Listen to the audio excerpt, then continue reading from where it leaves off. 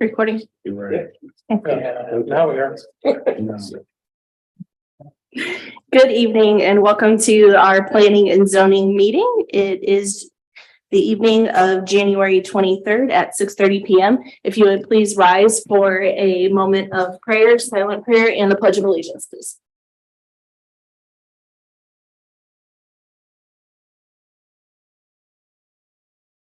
Amen.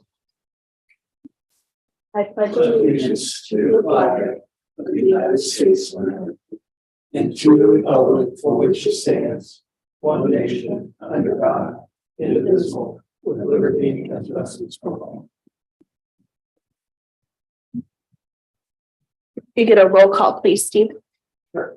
Ryba. Here. Mrs. Miller. Here. Mrs. Cooper. Here. Mr. Lawrence. Here. Mr. Gokenhour and Mayor St. John are absent this evening. Before we begin with our meeting, we just need to do a quick housekeeping thing. Vic, if you want to just talk to the committee about what we're going to do real quick. Sure. So it would be my recommendation that before we get started tonight, you guys vote and appoint a chairperson for tonight's meeting. The charter and the zoning code references annually that this commission will elect its officers, which would consist of a chairperson and a vice chairperson.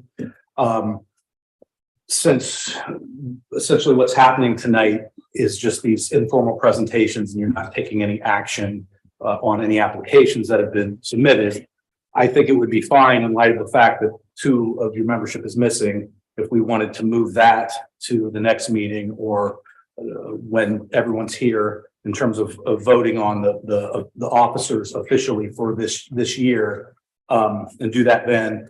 And then, but for purposes tonight, you do need to have someone that's just presiding over the meeting, and that's essentially all the chairperson would be doing anyway. So prior to the charter being adopted, the old code, the way it talked was that the mayor was the chairperson and the other council member who's here would be the vice chair. It doesn't have to be that. Obviously, if Ms. Cooper, she started with it, if she want to do it, then that's fine, or however else you guys want to do in terms of nominating and then voting on somebody. But I think you should do a motion and a second and then a vote on someone to be your chairperson just for tonight's meeting, and then the officers can be for the entire year can be dealt with later. Does that make sense? Any questions? So We start? you sure can. Can I make a motion to nominate Ms. Cooper for chairperson for tonight? I'll second that. Motion on the floor by Mr. Ryba and second by Mrs. Miller. Roll call, please. Mrs. Miller, Yes. Mr. Ryba, Yes. Mrs. Cooper, Abstain. Mr. Lawrence. Yes. Is that enough or do I you would need a think vote? that you may not want to abstain. Okay, I'll change my vote to yes. Yeah. It's not compensated, so it's. You don't have any conflict of interest there. Okay. Very good. Okay. We're ready to roll then. Okay, apologies for that. So it looks like up first, we have an informal presentation from, I want to say, Advenir. Okay. If you wouldn't mind coming up to the podium, please introduce yourself with your name and your address and let us know why you're here. Name Scott Weathers, address 17501 Biscayne Boulevard, Suite 300, Aventura, Florida 33160. I'm here on invitation from Mr. Miles to give an informal presentation on post development that we're looking at on 3 Beason Cave Road. It is to the south of what is supposed to be an off-ramp. And currently I believe the comp plan is looking at having predominantly commercial development there, and ours is a single family rental, multifamily community. Want to get your feedback on that, give you an introduction of what our development is comprised of, get your feedback and see if you all believe it will be a proper fit for the area, and if we could proceed with the development process on it. Will you control this? Yes, I have to, Okay, so- unfortunately. To start off, Leo is a brand community. It is not the astrological lion, and we permanently borrowed from the Indiana University football coach, stands for love each other. And that's what we strive to be as a team and what we try to implement into our communities is there's a lot of division in the country. And so we're trying to bring back that old style of neighborhood and community where people love their neighbor, love each other, and can be a true community within a larger community. You can go to the next one. Just quick background on us. We're a joint venture that started on a handshake in the Huntsville Airport in 2020 between Adrian's Living and Oakley Group. Combined, they have about 18,000 traditional garden style apartments under management right now. And they got together with this vision to provide what we see as a middle type of residential housing. They started getting popular in the Southwest area, your New Mexico, Arizona area. That's a single family rentals. It provides the 4 walls of freedom without having the requirement of putting a huge down payment that a lot of people don't have right now. And it gives that different offering that we think a lot of people are looking for. Keep going. Louis Niquette of Niquette Architecture and Design. He's our programmatic architect. He's also our land planner. He's a junior partner within our joint venture. And we got him under a non-compete, so he has turned out a lot of other developers that are wanting to get in this industry. And we're very fortunate because he has a strong eye for aesthetics and design. So we're not going to come in and build a cheap product. We build a much higher quality product than you might even see at a fee simple type of community. You know? Next one. Our mission is we provide thoughtful and virtual private rental residents at the intersection of value and luxury and top of markets. That's just a fancy way of us saying that we're providing high quality housing in growing markets. During the COVID pandemic, everybody started working from home and people got to start leaving the city and start moving out of the city. And so we're seeing a huge shift from inner city living to coming out to the more suburban areas where I grew up in. And so we're looking at those areas. Next. So this is the site plan. This is an initial concept site plan. We've overlaid an approximate location of where the interchange or the exit ramp is projected to go. And we're looking at approximately 300 units on 40 acres of the property. The total property is about 75 acres, give or take. We'll have 3,000 square feet of clubhouse space and about 1,500 to 2,200 square foot pool area in there. And something like that here that we utilize a twin style. It's our fancy way of saying duplex. There's a bad connotation sometimes when we say duplex from some old lesser builders, developers that just try to throw things up. But within our communities, using that twin style layout, we're able to have front doors facing everywhere. So when you're walking through the communities, you see your neighbor, you see a decorated front door, you see an inviting place. You don't see a backyard. Aren't seeing a fence. You're seeing someone that you want to say hello to. There you go. This is just a sketch rendering of the community that we currently have under construction and just north of Huntsville, Alabama. It's in Meridianville, Alabama, and it's just kind of shows that our communities really look like a fee simple neighborhood. It's actually one of the hardest things that we have when we start leasing these, is everybody keeps coming out and trying to buy them. But what I'd like to point out here is the connectivity, the hottest parts that we have during here, the sidewalks throughout. We don't gate our community, so we want to invite people to be able to enjoy the space, not just if they live there, but if they're in the area, they just want to walk through a nicely landscaped area, and that's what we're doing here. All right, next one. Run through these real quick. These are our renderings of our different unit styles. We went with the Craftsman style home. It has been around since way before 1900s, and Griffin Joanne Gaines made it a lot more popular lately. It's a timeless style, and within our group, we buy, develop, and then manage for foreseeable future. So we're trying to build something that is going to be timeless and will last. It's not going to fade with different trends that come in and out. But it's going to be something that has proven the test of time and will continue to prove the test of time. We keep going. This is just an example side of our 1 bedroom, 2 bedroom cottage. You want to keep going down. That's a carriage house on the left, that's a 3-car garage with a 2-bedroom unit above it. The 2-bedroom, the garages are not attached to that 2-bedroom unit, it can be rented, this garage can be rented by anybody in the community. And it's in one of our more popular because it gives a different elevation change because people on the second floor so they can look down. And then we have a larger footprint, 2-bedroom cottage. Keep going down.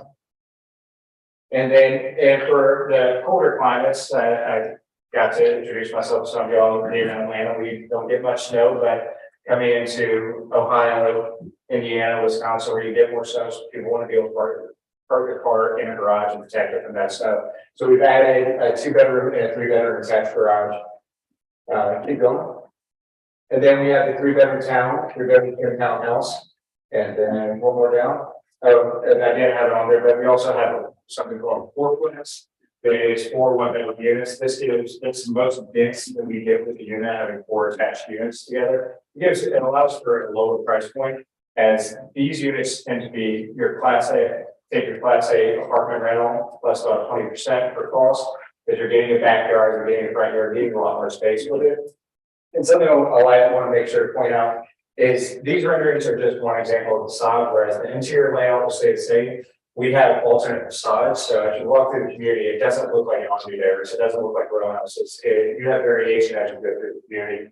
A lot of times we've had conditions where you can't repeat something in six units on the same side. So it's very easy for us to accommodate that because of the fact we have that very facade on the outside. Keep going. So this is a completed community and also just north Huntsville, Alabama. And as you can see on this layout, have pocket parks strewn throughout, sidewalks throughout, and again, that twin style configuration, you'll see there's front door spacing all the sidewalks. So as you walk through the community, you're seeing a front door, you're seeing your neighbor. And one of the coolest things of seeing this community finished is the ownership that our neighbors take of their home. They're not looking at it like an apartment. They're not looking at it as a rental, but they're owning it. You see decorations for the 4th of July, Christmas, for Halloween. And if some of their landscaping, although we manage and oversee all the landscape maintenance, if something, one of their plants starts dying, they're calling up our leasing office and saying, my plant's dying, and they fix it. So they're really taking ownership, and it's really a really cool thing to see as we've been leading these communities. And then the next few slides are these are actual pictures of the completed community. This is what our communities will look like when it's completed. That's a 2-bedroom cottage style. And something we want to point out on this house, you can see on the interior, we bought the main living space, the social area, your living room and kitchen, to 15.5 feet. So average apartment size, 1 bedroom is like about 700 square feet, 2 bedrooms, 1,100 square feet now, 3 bedroom, 1,500 square feet. Although it sounds small, when you vault that ceiling 15.5 feet, it opens the space up dramatically and you don't feel closed in by having these 9-foot cap ceilings. This is a 2-bedroom twin townhouse. We've gone away from that. This one we don't just like to show this for the variation in different unit types. Most of the residents, when they're going for the 2-floor configuration, they're wanting the 3rd bedroom. Again, 1-bedroom, giant cottage style, pocket parks. And then this is our pool deck community space, having Pat Carter with Bishop being from Miami. They have the pools open year round, and so it's very important, and we find it to be very important to find that Class A amenity area for our neighbors to be able to utilize. And so this is our clubhouse. This was version 1.0. It was a 1 building, 3,000 square foot building with everything within that 1 building. What our architect pointed out to us is when you have something consolidated in 1 building, people tend to isolate themselves and go into their 1 area that they go to. So we divided it into 2 separate buildings. And what that does is it invites people to go between buildings, and it makes you see your neighbors. It makes you commute, like you pass someone daily going from maybe your mailbox to the workout facilities or vice versa. You pass on the same day, eventually you're going to try to have a conversation and be able to meet your neighbors. Interiors, we try to give a nice coffee house vibe to it. Those of us that start working from home, sometimes you just need to get out of your house. We have, both managed Wi-Fi in all of our communities, so Wi-Fi is available for all of our residents throughout the community. And so if they need to get out, they can come to the leasing office or the secondary clubhouse and just work from there, and they'll have the internet capabilities. A lot of times our leasing agents will get a partner with a local coffee shop. I think Tim Hortons is pretty popular here, but get coffee within the community, so they don't, our neighbors don't even have to leave the community. They can go there, get their coffee, work from the clubhouse, and just get out of their house for that time period. In the back, you can see the workout facilities in Class A facilities, whatever you're like to do, not full CrossFit or anything, but have everything that most people want. Interior, our units, like I said, we look to hold on to these, so we're looking at high quality lasting materials. The wood is LVP or LV luxury vinyl plank flooring with a 12 mil wearing layer on it. And those of y'all that have had hardwood floorings like I have and might have just got them finished and then had your dogs run across them, and they get all scratched. These, you can drag the couch across them and you won't be able to tell. Quartz countertops, shaker cabinets, you can keep going. Technology package. One of our biggest things that I like to point out here is we partner with a group called BidPin, which is a controlled access entry. And something that a lot of these communities are saying is someone coming and renting and then putting it on Airbnb or VRBO. And we do not allow that, permit that to their communities. And what the BidPin allows us to do is have our management staff oversee everybody that accesses a unit, and say there's one unit that also has 12 people access the unit within a month. We're gonna know that they're not necessarily just giving out to a friend every once in a while, that they're trying to Airbnb it, and we can shut that down very quickly. You know, the bathroom, we've actually upgraded bathrooms now. We went to a backlit mirror, and rather than sconce and plate mirror. You can keep going. Granite quartz countertops, shaker cabinets, stainless steel appliances. Again, you can see in there that they have the 15.5-foot vaulted ceiling. They provides a lot of additional space. And then the biggest feature of our communities is you get a backyard. You have a dog, we're dog friendly, and those of us that live in an apartment and have to walk the dog down 4 flights of stairs and out in the rain or the snow, it's not very convenient. So this allows all of our neighbors to let their dog out when it's raining to use the restroom. And we designed this to be a maintenance-free backyard, utilizing turf, gravel, so that way it's private space. If you're waking up in the morning and you're having your coffee, might still be in your pajamas, you don't want some guy opening your gate and coming cut the grass. So we're trying to make it so you have your space and your space. You going? So who lives here? So these 26% is going to be your young singles, young couples. These are going to be recently graduated, might have just moved to the area, just graduated, have a good paying job, don't have the money to put a down payment on. I know with how real estate industry has gone, what was a starter home a few years ago is now would be second or third home value. So this allows people to move in the community, have 4 walls of freedom, and while they build up equity to possibly purchase a house in the community. The next one is going to be our, you can go to the next slide.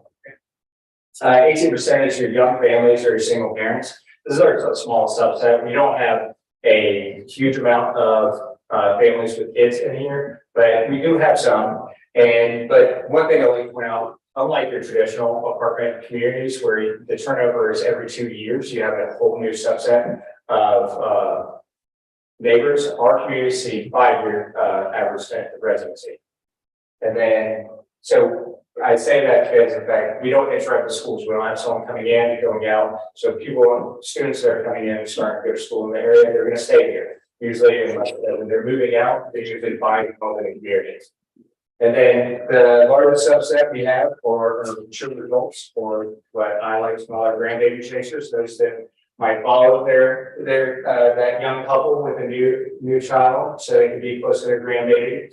Or a lot of times it's people that live in the community, that might be of the retirement age. My lovely lady named Belle in South Carolina told me she was very excited about the community because all the people that she used to do our maintenance was retired or dead. That's how she put it. And she said she loved it because if she had a light bulb go out, she can call her. We'll have 3 to 4 full-time maintenance staff will come replace the light bulb, fix anything within the community, so she doesn't have to worry about anything going on. And on the other side of that growing these simple costs, these materials can sell their home and not have to dump it all into all that equity they just earned into a new house. They can utilize that and have to lock and leave benefits of a rental community while still having the 4 walls of freedom, going to the same grocery store they've gone to, the same pharmacy, the same church. And then I think that might be the last one. And I'm happy to answer any questions that want to on our community. One thing I would like to add, I think although I know there is plan commercial on both sides of that interchange, allowing our community to go in there will provide the population necessary to feed another large commercial node. So have this, it will incentivize commercial developers to come in on the other side of the exit ramp. Thank you. Wes, did you have anything that you wanted to share before the commission discussed? Sure, I can share some comments. Not going to go into, details on the building materials or anything like that, or density. Just want to comment on the general site a little bit, so everybody's a little bit more familiar with the site. So this site, if Steve could go back to slide 6 or 7, I think that site plan, I could reference that. We're talking the west side of 71. Yeah, so it's at the southwest corner of the new interchange. And it will abut to the 71 right away on the east side. On the west side, it'll abut to the 3Bs and a K right away. So it'll be boxed in between the new on-ramp, southbound on-ramp at the new interchange, 71, 3Bs and a K. And it actually this portion right here abuts to the Eagle Creek development. So the Eagle Creek development's right here. Okay, thank you for that. Familiar.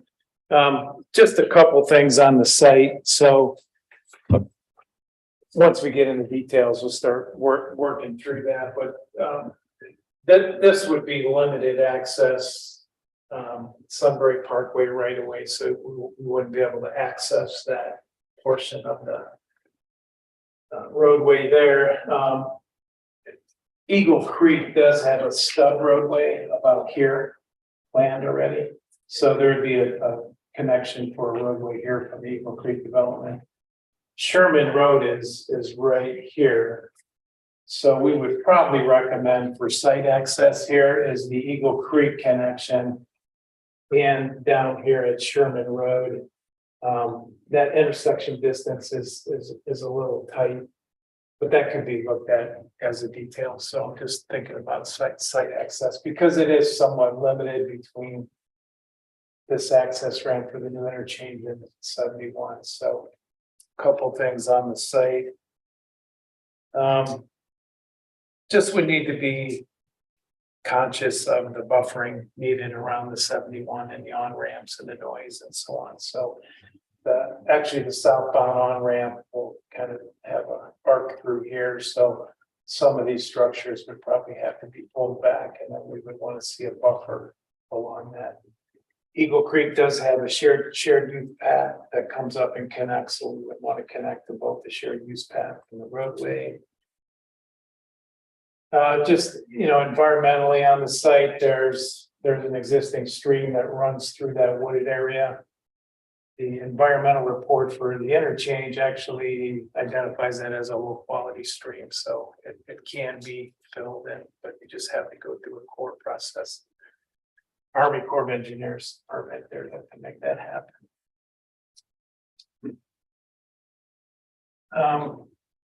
Fairly dense product.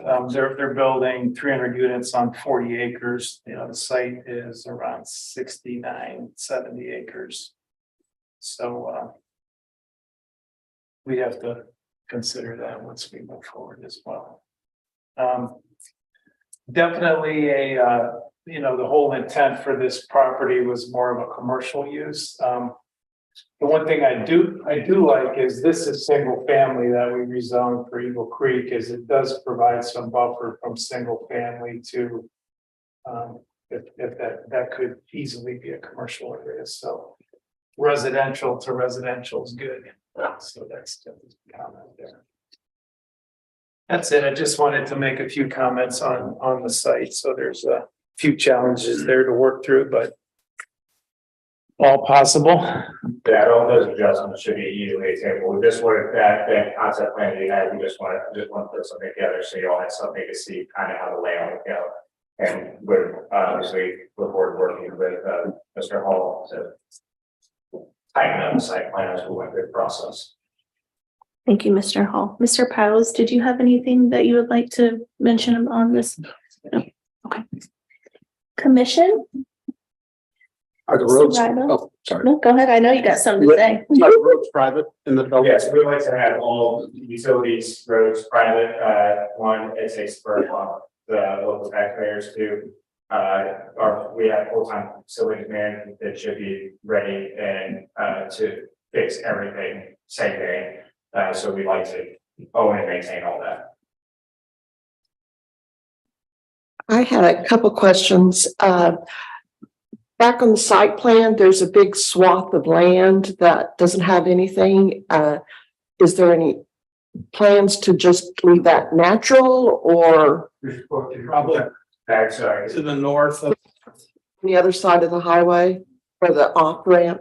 On the northern side Mhm. of the highway, but we would not be purchasing that portion of the property. And So that part isn't part of the property?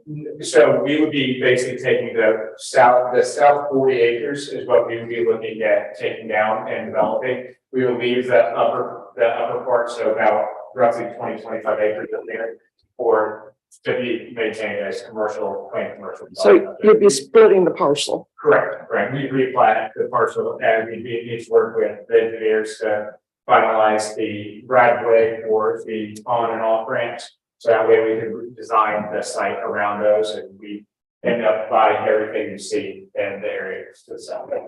Okay.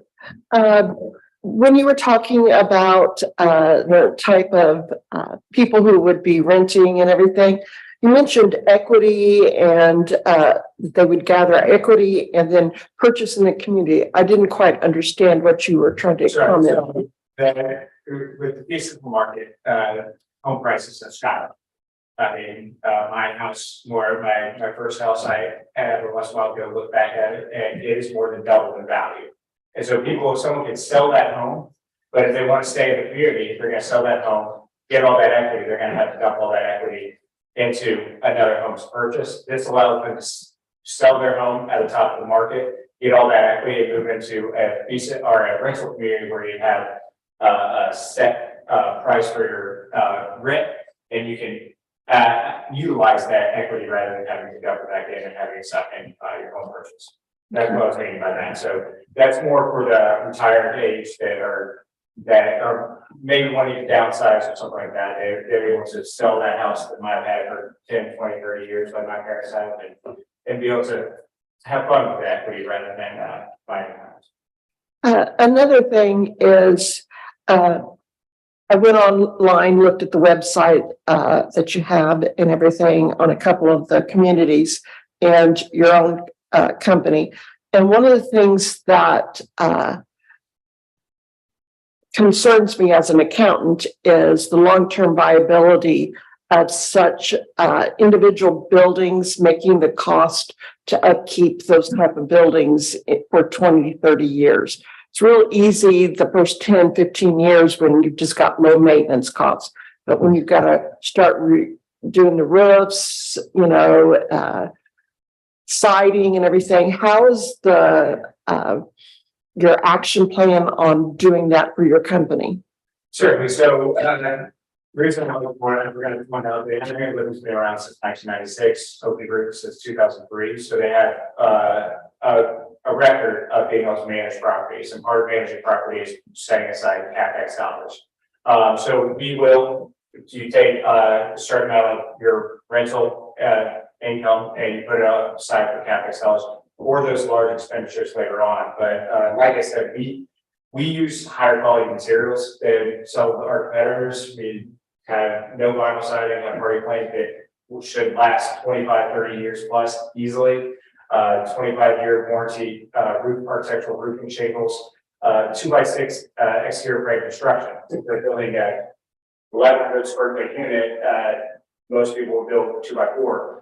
We're building a 2x6. So we're already building to a higher quality so that it will last longer.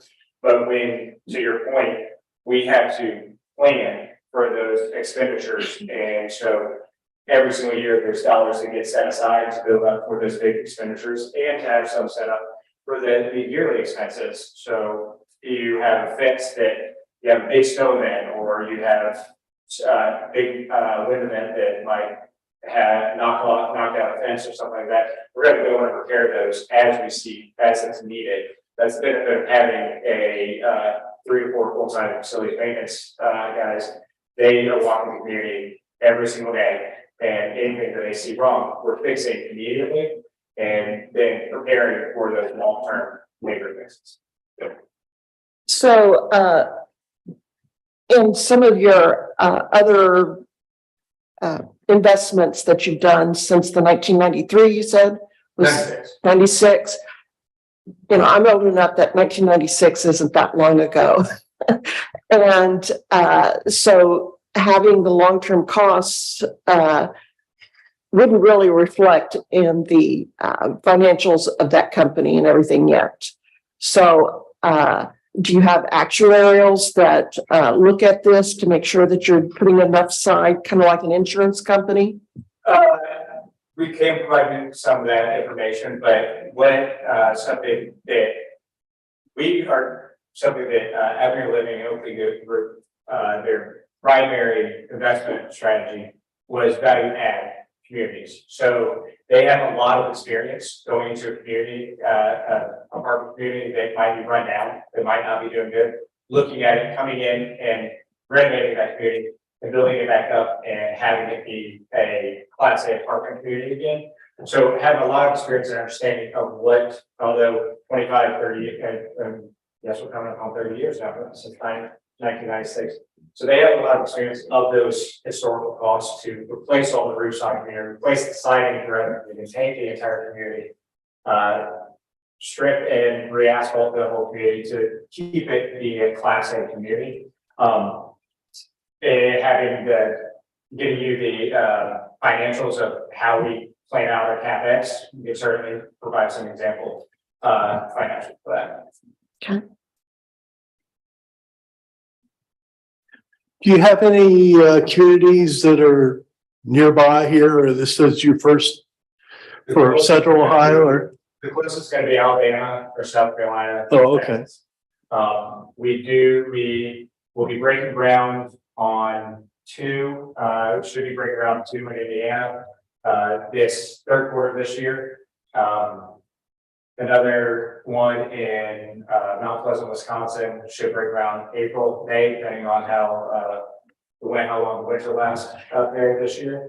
So unfortunately, we don't have anyone anywhere close to Ohio, but we do have some in Alabama, Texas, and Florida.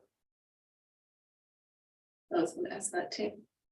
I stole your question. Yeah, you sorry. did. That's all right. I see there's quite a few elevations offered in your plan here. Do you offer all of those for this neighborhood? Yes. The pictures, those wide pictures that you see, that's our communities will look substantially similar to that community. We want to provide those different elevations because we do not want There are some competing developers that look for cost over aesthetics, and so we're trying, although it's difficult when you get your construction budget from a contractor, we want to make sure our community looks better. We want to make sure it's attractive to the overall community. It doesn't look like just army barracks as you walk through. So that's a long way to say, yes, we do offer all the elevations. Okay. I wanted to know if you had any in Ohio as well. And then it doesn't have to be discussed now, but in the future, I can see density being something that we talk about and something that the commission has been going through lately with recent developments are long stretches of roads. And asking for some bump outs or other things to be done so that folks aren't just flying through. That's just something that can be talked about Sure, later. so with density compared to your traditional apartment garden style apartment, we're about half of what their density typically is on a parcel. So we're looking at 10 to 12 units to the net gross acre. And then a lot of times it might come down to 8 or 9 on the net. Or sorry, I reversed that, what I just said. Mr. Piles, is this land parcel currently zoned commercial? I think it's unzoned. It's unzoned. It would unzoned. have to be rezoned. would be the first Regardless. Okay, step. Absolutely. I believe it was used for agriculture, it's been previously used for agriculture, so it would have to be rezoned to residential. anything else from the commission? Anything else from staff? Okay, thank you for your time. And can I mention, I don't know if y'all can answer this, but do you all see this as something that y'all could support in this area? Or is this something, and y'all would like to maintain the commercial on both sides?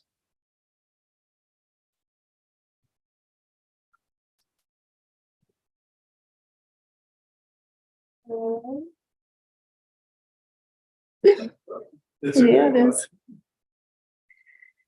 The last thing that I want to do is start going forward Sure. and placing staff time or anything for something that y'all don't think you could support. And that's why I felt blessed that Mr. Connells invited me for this informal presentations and kind of get the feedback on what y'all thought of the community and the location. Mr. Powell, have we had anybody else come forward for that area? Since it's a rental, it still would be in the commercial area, the zoning. Correct. Now, a lot of times we do PUDs or DRDs or flexible design districts because no one has a zoning for single family rental communities for this hybrid between a commercial and residential community. I'll just speak for myself and everyone can offer their opinion if they want. I find it interesting. I like what that Mr. Hall had said about we already have single family to the south of it. And then if there's going to be commercial to the north, we just sort of went through all of this. And so I do like having different housing options up to the commercial. I also think it's interesting because we don't have anything like this. We're looking to diversify our housing. I think it's interesting and I would be interested in moving forward and learning more. That's just me. Thank you. If anybody else wants to offer an opinion. My opinion is I think it's a great product and I am really intrigued about the different type of product it would give us. My holdback would only be to see the viability of the long-term product. And that's where I would be at, is the long-term viability. The viability, you mean longevity of it continuing to be popular and rented, or your viability on it being maintained to substantial compliance to CO? Maintained to have a good product, whether it's a full, it doesn't really matter to me, but it's more it doesn't become a eyesore, a rundown area of the neighborhood. And so the maintenance of this type of product, while I totally agree with the other members' comments, that's where I would be on the fence. Otherwise, I like the concept. So there's been other communities with similar concerns, and something that I've done to try to ease those concerns is put a condition of approval in that the exterior has to be maintained in substantial compliance to what is the receipt of certificate of occupancy. So we are committing ourselves to maintaining the property like it is when we first opened. Which at the time we're going through the tough stuff, that's going to be very important. But I'm an accountant and some numbers are going to matter to me more. So The presentation of how we put together a CapEx budget and Mhm. that, certainly, I could definitely find that as we move forward. Just some thoughts on it. I think it definitely looks interesting. I'd love to see you try and maintain palm trees in Sunbury. I think that would be great to see. They're making good palm trees. But it would be nice to see the green space. Obviously, is going to be very important seeing that the layout and on the maintenance. The only thing I saw in the pictures, it looked like wood fences, and they scare me because they do not maintain well. So that would be one thing I would definitely look at if you're going to come back. That is actually something that we're looking at right now, because again, you get more snow here and don't want to create a snowbank that can fall over. So we're looking at modification to the privacy is a huge component of what we want to provide, but also if the fence gets battered by the snow. So that is a material optionality is something that we're definitely looking at for the colder or snow driven climates.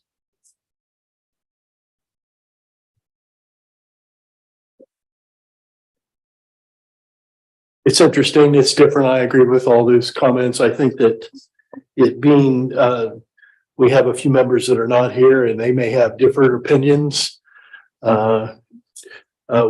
commonly talk about density and we commonly talk about green spaces. We talk about trees and landscaping and buffering. Those are things we often talk about. So you should be prepared for those issues. Otherwise, it is interesting and it looks like it's high quality. I'm sure it's worth talking some more. Awesome. Well, thank you all for your time tonight. I truly appreciate it, Mr. Files. Thank you for the invite and look forward to continuing to work with y'all. Thank you. Next up on the agenda is an informal presentation regarding a rezoning of 343 McGill Street, aka Fun in the Jungle commercial property. Is there someone here that would like to speak on behalf of the client?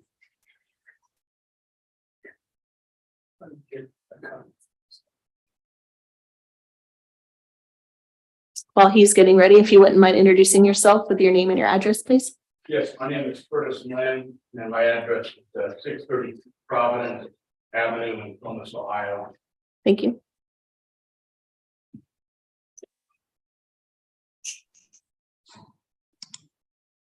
You ready for it?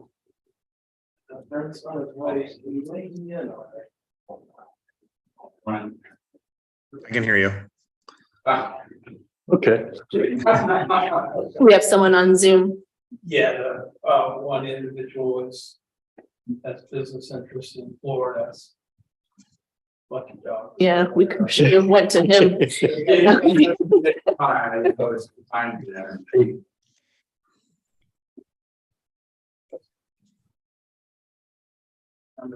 Okay, we're ready when you are, sir.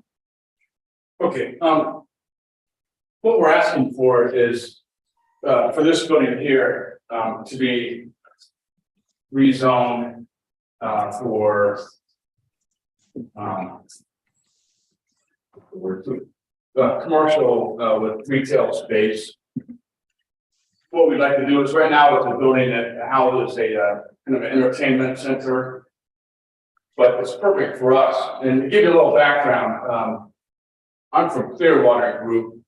Brent is from Envision Tools, and we merged very recently because we do a lot of work together. Clearwater does a lot of outdoor hardscaping structures, things like that, and rent, there's a lot of pools and hot tubs, and so we've had enough joint projects that we decided to merge, and we're a growing company, which means that we could use a space just like this, a little bit of office space, a small amount of retail space for some hot tubs and maintenance items there, and a little bit of warehousing for pool parts and equipment.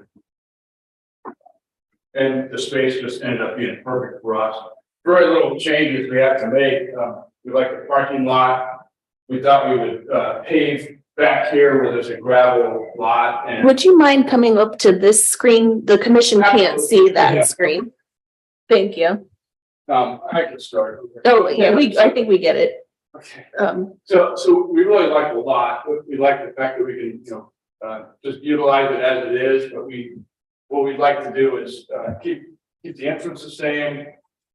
We'll have maybe 4 or 5 office workers at the most.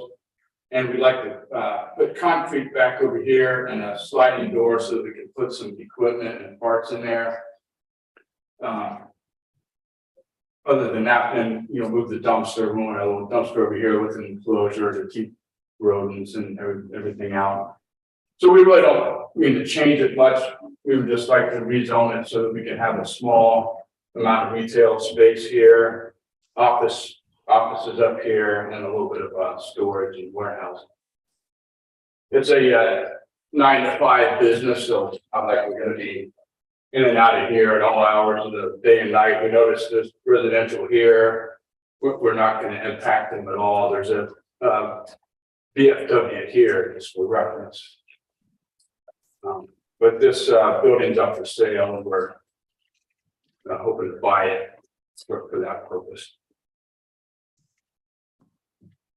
okay. And I think you have our elevations of our proposed changes there.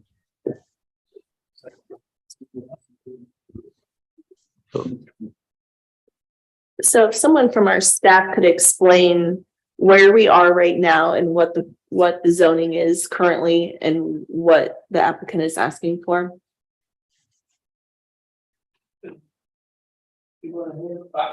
I'll handle part of the question, then I think maybe you might want to get into why zoning is a. So, it is currently, bring back that memo. That way I know I'm getting the right stuff. It's currently zoned R3, which is kind of odd, both the VFW and this Sunbeam Jungle. I guess it was a roller rate before that. Is in an R3 district. There was some question about it as it changed hands. And the uses changed. We didn't think that it would qualify as just a continuation of a grandfather type of business. So we thought, and given some of the side yards and the rear yards, we thought that having a planned rezoning it to a planned commercial district, that way you can you want to put some conditions on it in terms of if it was to sell, it would have to come back, whatever new function would have to come back. You have some flexibility with that, but it seemed the best solution to move something forward in the building was to look at a rezoning. And I don't know if you want to add anything to that. Not really. I don't think a whole lot more to add, Steve. That's pretty much it. I mean, it's right now, like as Steve indicated, it's zoned residential. Changing through the sale and changing use would discontinue any continuation of non-conforming use, et cetera. So something would need to be done, and it just seems this probably makes the most sense to have them go through rezoning. Historically, it's been a commercial use Yes. Right. for as long as Mr. Lawrence can remember, right? Yeah, Did you skate there? I skated there, yes. So it's been Yeah. being used as commercial for quite a long time. It is actually zoned residential, but we're looking to maybe basically just tie up some ties and bring it up to where it should be. Is that correct? I think that's right. Okay. Yes, it's exactly. It is obviously a commercial building.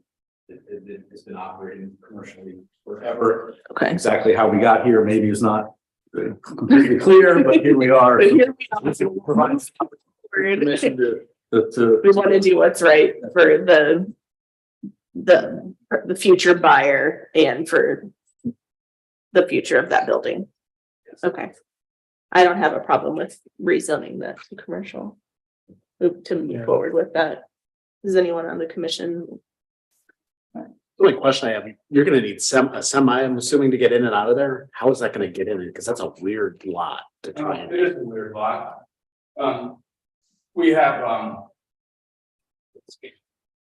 basically condensed our available parking to here in the center.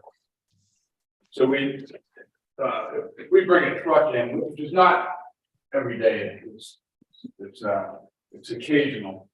We figured he could come straight through here, come here, pull up to the dumpster and then back into this. This will be a new concrete pad here that our 12-inch or 12-foot door would be here. We back up here, and then when he's done, he just pulls right out. And down here, it's wide enough, it joins an existing road here. I don't see any need to change that. Be a little tight, but a professional truck driver ought to be able to make that. So yeah, so he'll turn in here, come around and back in, pull out, and we'll keep our parking here and the bills and handicap parking up here out of the way. So like I said, I think we're only gonna have 3 or 4 people in the office most of the time. That's how we operate now. So we'll only really have 2 or 3 cars out there at a time. Well, So it won't be heavy retail.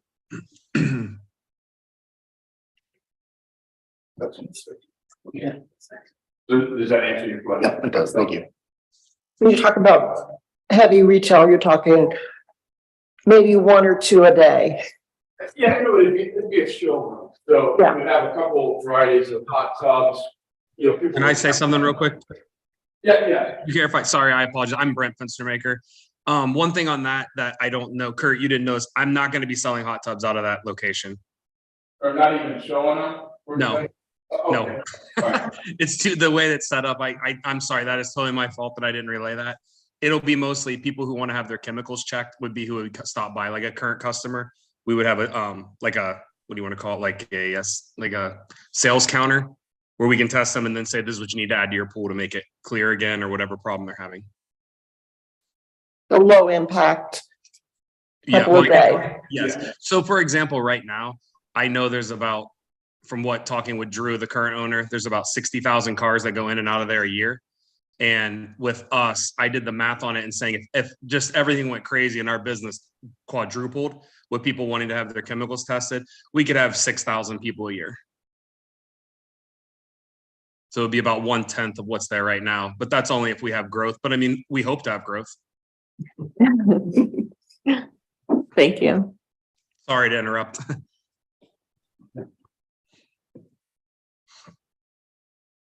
Anything else from the commission? Anything else from staff? No, I think the intent before a rezoning takes time, it takes money, takes legal advice, and before they started down that road, they wanted to kind of get a feel for the commission and if it was a viable option for them. I think it's safe to move forward with that. Well, great. I appreciate your time. I really do. Yep. Thanks for coming. Thank you for your time. Okay, moving on to our third informal presentation for the evening, Sunbury Meadows and Peacock Drive. Is there someone here that can speak on behalf of the applicant? Hi, would you please introduce yourself and give us your name and address? Yes, Nathan Harrington, with Brack Engineering, address 5659 Greystone Lane, Sawyer, Ohio. And that's me. So I'm a civil engineer, and I was hired by S-Code Development to develop a preliminary site plan for the commercial site. don't have a whole lot to present right now, it's informal. I think the site plan kind of speaks for itself. The main user is going to be TLE, which is the learning experience. They're like a preschool daycare center. Actually, right, from what the developer says, #1 in the country right now for what they do. And then we're showing different users right now. I think they're still trying to find the users that's going to fit in these spaces. But preliminary wise, this is kind of the general idea of what they want to do with the development. So not a whole lot going on. As you see, 4 lots as of right now. Valoring potential. The other 2 users could be a coffee shop, could be a restaurant. Just kind of don't know since the users are kind of right now. Stormwater retention, I'm just showing that as a placeholder.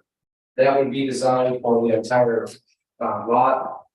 Usually typically more cost effective to do it a regional venture based rather than individuals. So looking at 3 access points as of right now. And yeah, that's in general what we're going to do, and just trying to get your guys' initial feedback, see if there's any like major concerns. Of course, next month we would be coming in here with a little better detailed presentation, elevations showing the learning center, and maybe more refined lots for different users. That's a quick and dirty.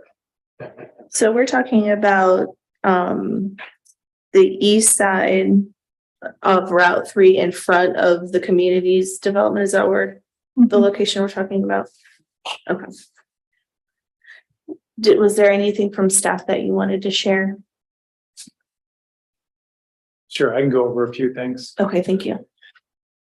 So yeah, just location of this, as you, Sunbury Meadows Drive, State Route 3, it'd be that corner right there, that undeveloped piece was zoned commercial as part of the plan development.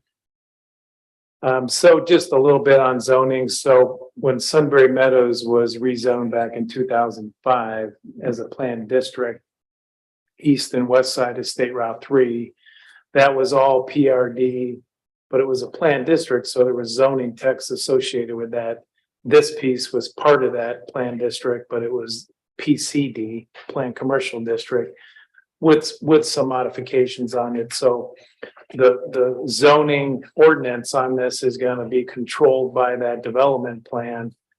This specific area in your packet was passed out. It's sub area C as part of that development plan. And that has some specific zoning language in it. So that's going to control the zoning and the development of this particular parcel. So I just wanted to set that history lesson there. There was an amendment in 2015 for the east side, but it didn't include sub area C. So that was the original 2005 development plan. Questions on that? Does that make sense? So there's certain things that can go in this sub area C. Yeah, if you read, I think in your packet passed out, there was this document right here has a sub area C in it, you know. And if you read that, there's 2 pages in there that kind of lay out some of the requirements that they put in the zoning text for this development. The PCD and the PRD still apply to the PCD piece still applies to this as far as use and other things. But the PCD zoning was amended by the zoning text. So we have to comply with that. So that's just a little bit of background on that. I'd recommend the next step is just that we meet with the applicants and have kind of an administrative overview of the project and go over all the details. Sure. Couple things from the zoning text for sub area C is along State Route 3. There's the white fencing required, the landscaping, just like you see on the other side in front of the large pond going towards the church. We also had Dominion back there, Pulte, extend that sidewalk along that frontage. We'd want to push to have a sidewalk along this frontage as well, so we can connect that up eventually.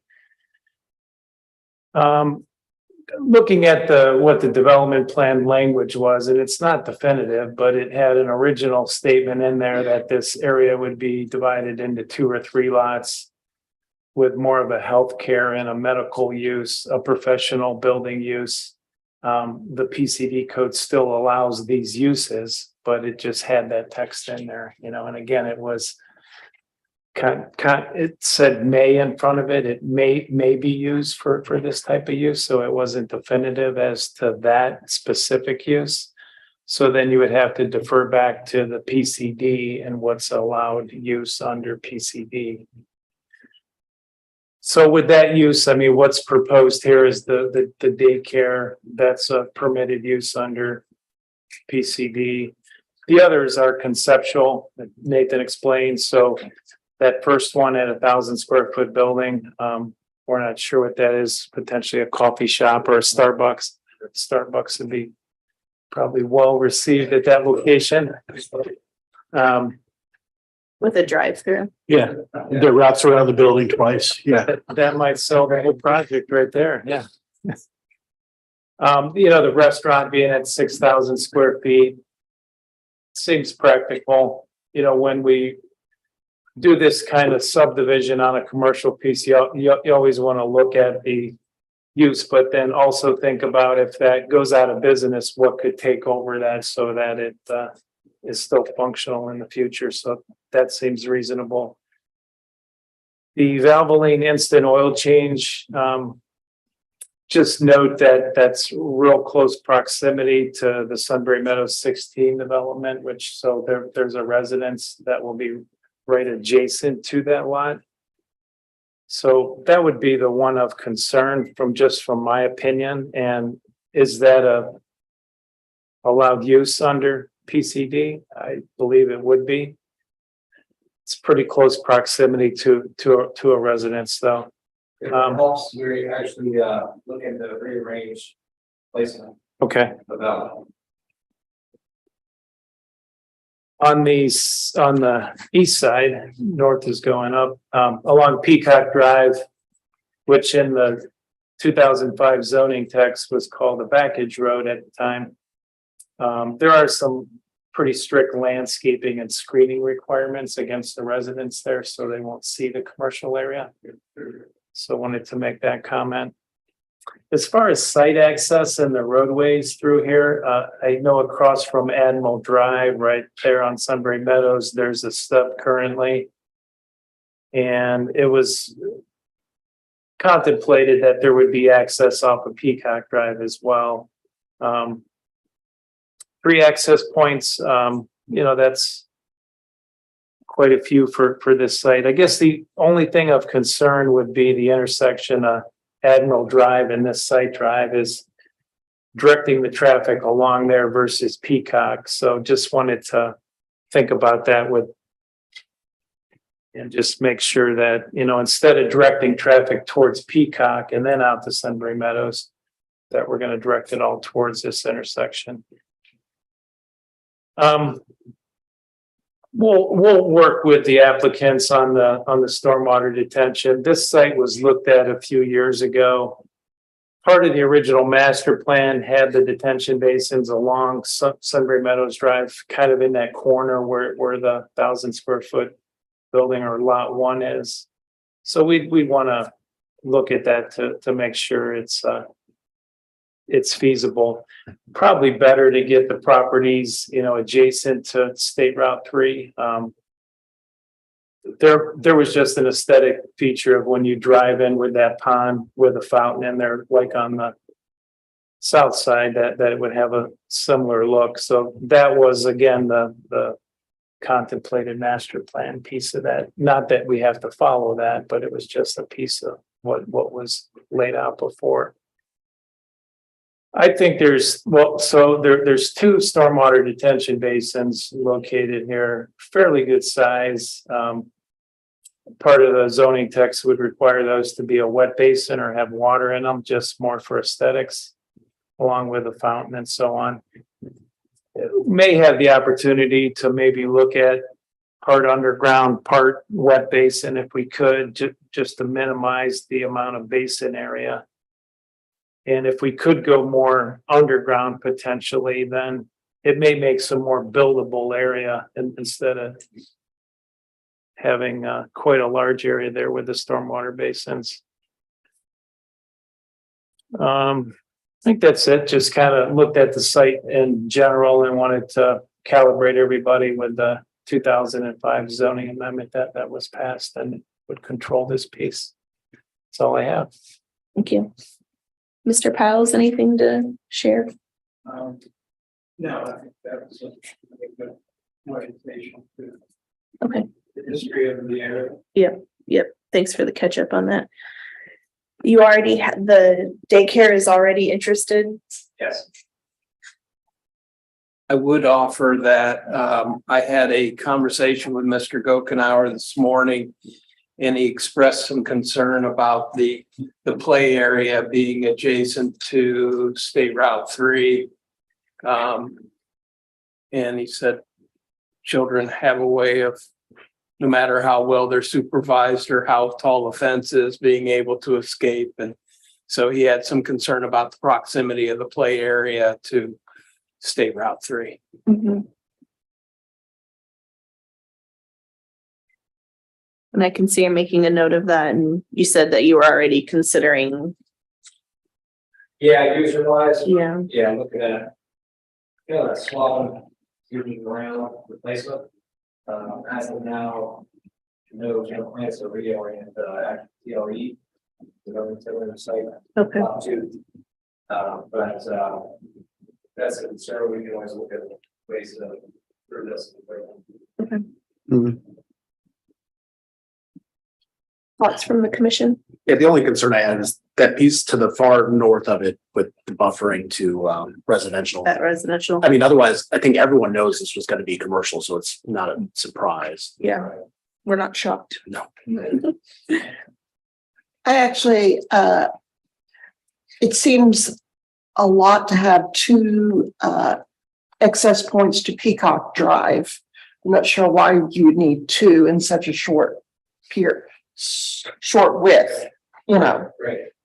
I think in just general, you have 4 users, creating more access points. He needs a little bit of opinion on one or the other. I think that was a general idea.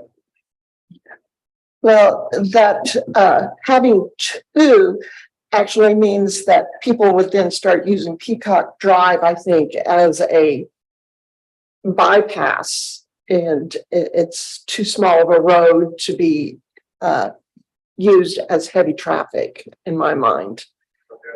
And I would be interested, I know the city is looking at Sunbury Metals.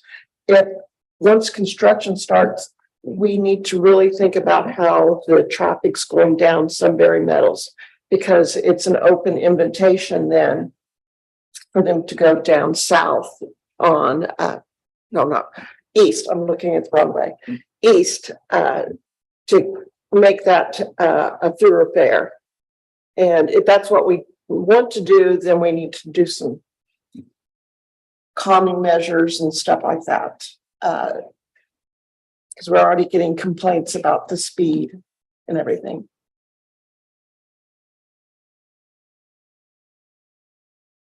That's my thoughts. Thank you.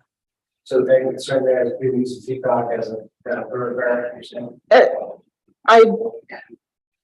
We're already going to have issues on Sunbury Metals, no matter what we do. Right, I don't want to add Peacock. right. I'd rather keep all of the traffic on Sunbury Meadows, and then the city and us can deal with that.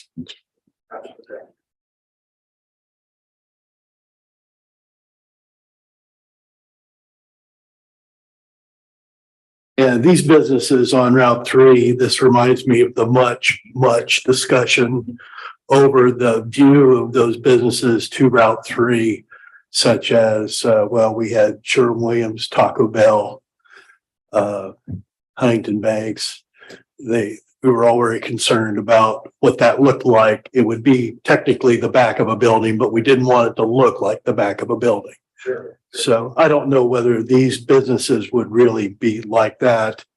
But that'll certainly come in when we get way down the road and Right. start looking at the design of those buildings. Yeah, makes great point, great point. So next middle, we have to have elevations, they show the TLE elevations. Well, whoever was to be designing that should know that we care a lot about. Right, yes, I got it.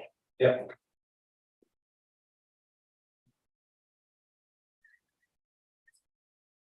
Anything else from the commission or staff? Is that enough to move forward with? Yeah, I think we feel good about that, yeah, as long as there's no like major. Major. concerns, No. You know, and guilt and we're okay. We can have all meeting with Wes, it'd be great. Yeah, Right. appreciate your time. Thank you. Thanks. Moving forward on our agenda, we have our visitor section. Do we have anybody for visitors? Does not look like that. Moving on to our minutes, I'm looking for a motion on our minutes from our previous meeting. I move to approve the November 28th minutes. Thank you. I'll second. Motion by Mr. Ryba, second by Ms. Miller. Discussion. Roll call, please. Mr. Lawrence, Yes. Mrs. Cooper, Yes. Mr. Ryba. Yes. Yes. Next, we have our zoning report, Mr. Piles. Oh, thank you. If I could, is there a whole packet somewhere that I could? I'm gonna grab this one. There. Let's start with the most important thing first. I want to introduce Alex. Hi, Alex. Hello, Alex. Commission. Alex is our new zoning officer and it's in anticipation of a transition that I'm going to make sometime this year, probably more in the middle, maybe. But there will be a transition, so we wanted to get started early in the year, bringing someone in, getting them trained to support the zoning officer position, to be the zoning officer, and to support the commission. So Alex has been here about, 5 full days now, and he's still here. And he's been doing some good work, and we're training on the different activities of zoning, and so welcome him. He'll probably, the next meeting, he may well be sitting here, and I'll be sitting beside him kibitzing, and we'll transition forward. So, yeah. Let's see, what else do I mention from the meeting? You have the year-end statistics on the number of houses that were built. It continues yet this year. With, I think, 6 so far for the first half or so of the month. And still working some issues, and I'll answer any questions you might have. Any questions? Thank you for your report. Next, we have our discussion new business. Just gonna start down there with you, Mr. Ryba. Anything to share? No new business. Mrs. Miller? Nothing. Thank you. Mr. Lawrence? No, nothing for me. Okay. Everybody could look at your calendars for February 27th, if you know of any conflicts. No. I will motion. What am I motioning? I will not be here. You won't be here. Okay. Motion for adjournment. Second, or is that? I need a second. I need a second. Motion by Cooper and second by Ryba. Discussion? Roll call, please. Mrs. Miller, Yes. Mr. Ryba, Yes. Mrs. Cooper, Yes. Mr. Lawrence. Yes. Thank you. You are adjourned at 7:44 PM. Roll call.